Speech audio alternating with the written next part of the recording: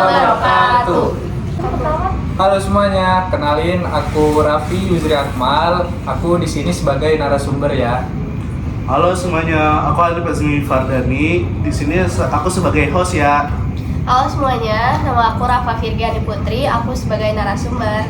Halo semuanya, nama aku Dilari Gandaria, aku di sini sebagai co-host. Menurut Mas Raffi, menikah itu penting nggak di zaman sekarang? Nah, Mas Hanif, kalau menurut saya ya, menikah itu sangat penting ya dalam Islam terutama. Karena menikah itu kan berupa ibadah untuk menyempurnakan agama dan juga untuk menjaga kehormatan diri ya kan, menenangkan jiwa, dan juga kita bisa membentuk keluarga yang sakinah, mawaddah, warohmah. Nah, selain itu juga kita bisa melanjutkan keturunan dan juga sebagai jalan untuk kita beribadah serta meraih kebahagiaan dunia dan akhirat. Kalau menurut kamu, mapan itu apa sih? Menurut aku, mapan itu kondisi stabil, mantap, dan tidak goyah.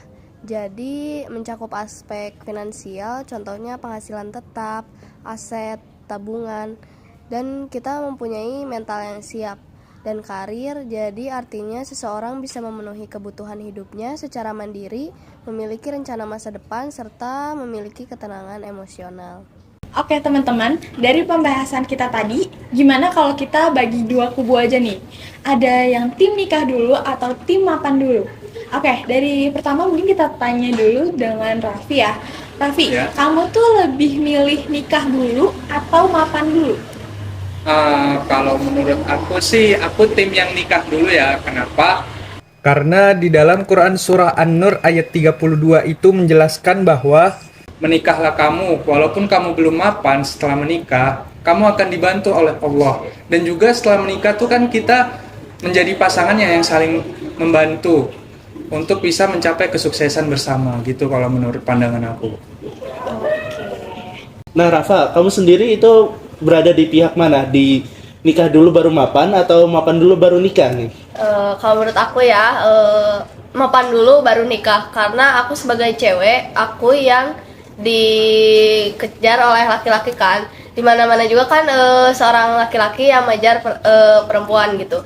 Jadi secara mapan itu harus siap dari segi finansial, entah itu dari mindset, ataupun dari harta, ataupun dari emosional diri kita sendiri gitu. Wah teman-teman, pembahasan kita tuh makin seru gak sih? Karena ternyata dari narasumber kita kali ini itu beda-beda pendapat. Ada yang nikah dulu, terus juga ada juga yang mapan dulu. Tapi kalau aku pribadi nih, aku lebih ke narasumber kita yang satu ya. Aku lebih ke tim mapan dulu.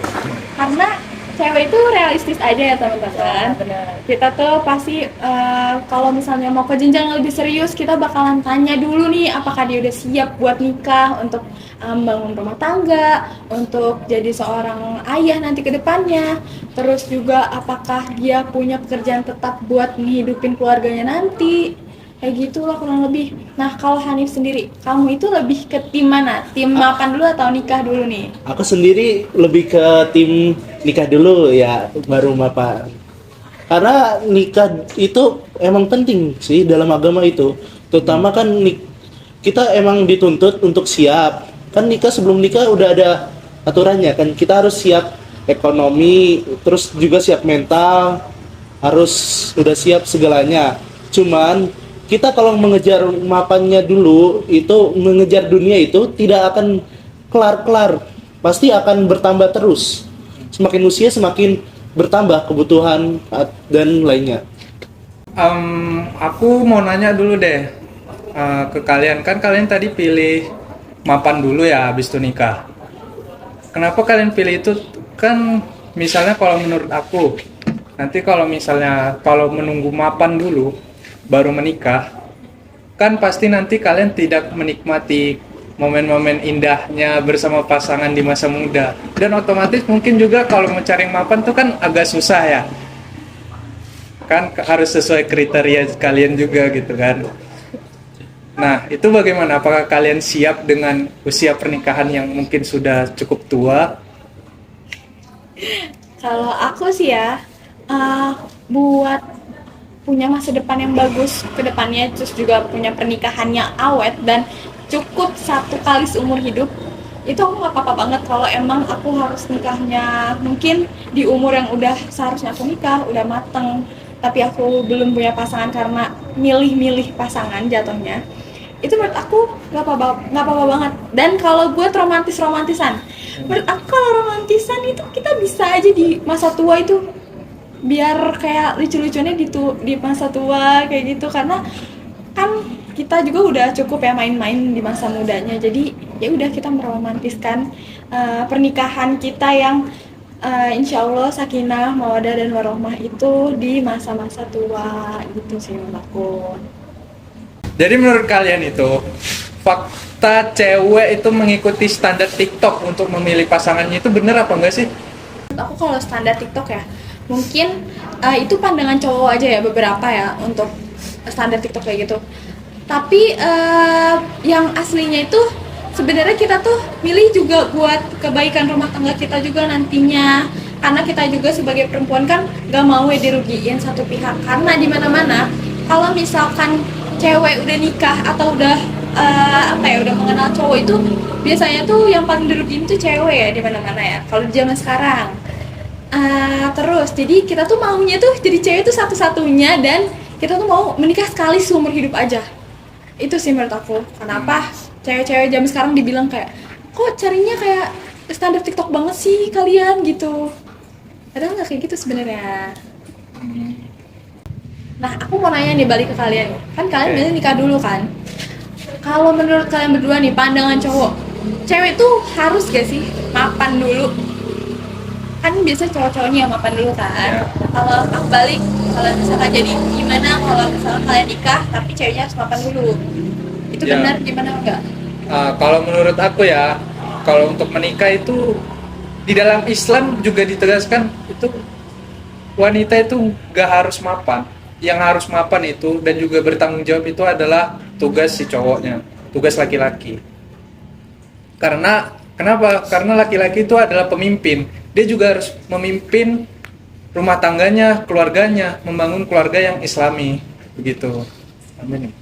Standar mapan bagi kami ya, kalau cowok itu standar mapannya itu ya kita udah paham agama, terus juga punya pekerjaan tetap. Bukan berarti pekerjaan tetap yang dimaksud itu kayak kita gajinya ya jelas seberapa bulan gitu, tahunnya berapa gitu. Jadi kita juga tidak melepas tanggung jawab kita menafkahi si perempuan gitu. Malah cowok sendiri itu tidak menuntut perempuan itu untuk mapan. Di suatu sisi di bagian cowok, kalau mapan dulu kan itu dia di konteksnya bakalan meluas banget kan. Berarti mapan dulu itu dia harus memiliki mobil, memiliki rumah, memiliki ya berbagai macam harta lah.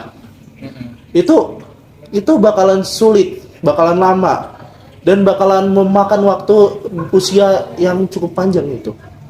Sedangkan dalam agama sendiri kita disuruh untuk menikah terlebih dahulu dan mendapatkannya bersama-sama gitu, sama suami, sebagai suami istri.